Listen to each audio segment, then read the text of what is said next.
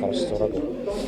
Болгон туяа дэд даргын хувьд бол зөвхөн миний хувийн хувьд бол ботсон бодол тухайн өдрийн бодол юу байсан бэ гэхээр маш ёс зүг аашилсан.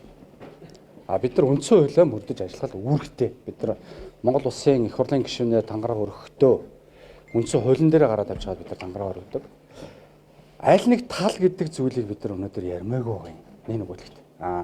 Үндсэн хуулиа бид нар хууль тогтоомжуудаа Монгол улсын их хурл тангараг өргөөд Монгол улсын төр тангараг өргөөж явж байгаа улсын их хурлын гишүүд аль нэг тал гэхээсээ илүүтэй хуулийн зөрчилгүй байх тал дээр эхний ээлжинд өөрсдөө үлгэр жишээ үзүүлдэг байх ёстой.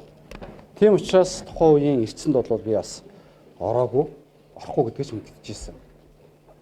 Өнөөдөр бас Монгол улсын ерөнхийлөгч бол үндсэн хуулийн тал зогсож хориг тавьсан зүйл бол хууны хувьд бол гишүүний хувьд бол бас талхаж хүлээж авч байна. Яалч ахгүй нь бол үндсэн хуулийн зөрчил мөн үгүй л мөн.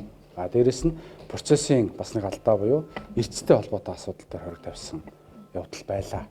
Тэгэхээр бид нар бол цаашдаа аль нэг тал гэж хандхаас илүүтэйгээр Монгол Ардын намын бүлэг 2 байтугай 20 хуваагдсан байсан.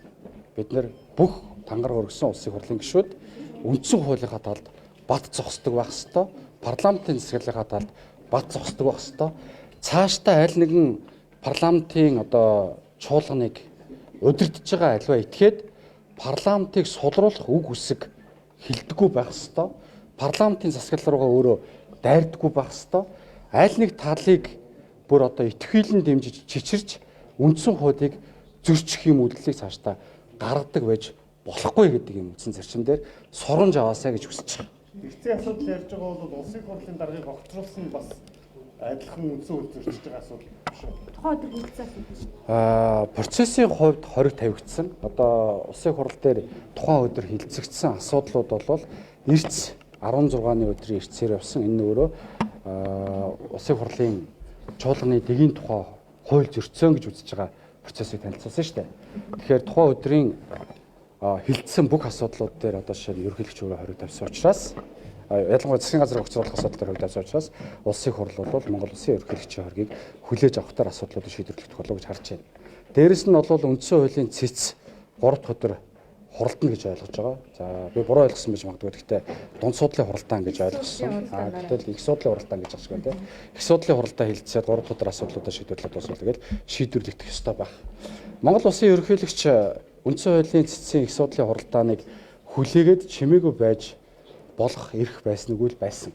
Нэг үлгэхэд. Гэхдээ өнөөдөр Монгол улсын ерөнхийлөгч үндсэн хуулийнхаа талд ингэж хориг тавьж байгаа бол үнэхээр Монгол улсын үндсэн хуулийг хамгаалж байгаа төгс хэлбэр юм болов уу гэж харж байна.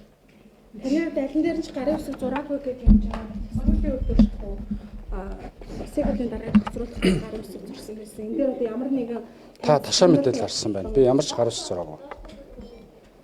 Энд дээр зур гарын үсэг зураагүй. Тэр өдрийн бүх тогтоол хориг тавьсан байна. Улсын хурлын даргаыг огцруулсан. Би нөгөө хэвлэлийн мэдээлэл харсан. Монгол Улсын засгийн газрыг ерөнхий сайд гомжовын зам дарштрыг огцруулсан асуудал дээр бүхэлд нь хориг тавьсан гэж ойлгосон. Амраас л дээр гэж ойлгоогүй. Өнөөдөр шийдвэрлэн гэж байна. Одоо тэгэл эцсийн хүртэл ямар ч байсан энэ бүлгийн асуудлыг бол нэг тийш нь бид нар шийдвэрлэж дуусгах ёстой. Бид нар үндсэн зарчмаа барих ёстой. Үндсэн хууль бол зарчим тодорхойлдог. Гэхдээ 43-ийн 1 дээр 1992 оноос хойш мөрдөгдсөн үндсэн хуулийг 2019 онд нэмэлт өөрчлөлт хийхдээ 43-ийн 1, 43-ийн 2 гэдэг 1992 оноос хойш явж байсан 5 заалтыг 2 л болгосон байхгүй. 4-ний 1 нь огцруулах саналыг өргөн байрна. Уг саналыг гэж байгаа шүү. Нийт гишүүдийн. Тэгэхээр уг саналыг гэдэг томьёоллыг огт авч үзэхгүйгээр төрийн байгуулалтын байнгын орооны санал дүгнэлтээр өөрсдийнх нь яриад байгаа улсын хурлын чуулганы дэгийн тухай хуулийн 101-ийн 2, 101-ийн 3-тай холбоотой асуудал бол процесс зааж байгаа. Тэ? Томьёол. Энэ дээр бол зөвхөн байнгын хорооны санал дүгнэлтийг сонсож гэдэг л үг байгаа. Үндэслэж гэдэг үг үсэг бол байхгүй. Тийм учраас би нийт улсын хурлын гишүүдтэй бас уриалахад бид нар үндсэн хуулийнхаа тал зогсох ёстой. Аль нэгэн тал гэж туйлшрахаас илүүтэй энэ улс их орон ард түмэн тусгаар тогтнол аюулгүй байдалтай холбоотой асуудал дээр бол хамгийн бат чанга зогсох ёстой хүмүүс бол улсын хурлын гишүүд. Парламентын засаглалаа хамгаалах ёстой. Үндсэн хуулийг хамгаалах ёстой. Улс их орон ард түмэнд өргөсөн даргатай үнэн чанартай хэмжээнд хэлбэл хойшиж болохгүй гэдэг дараа нь соёл аваас гэж байна.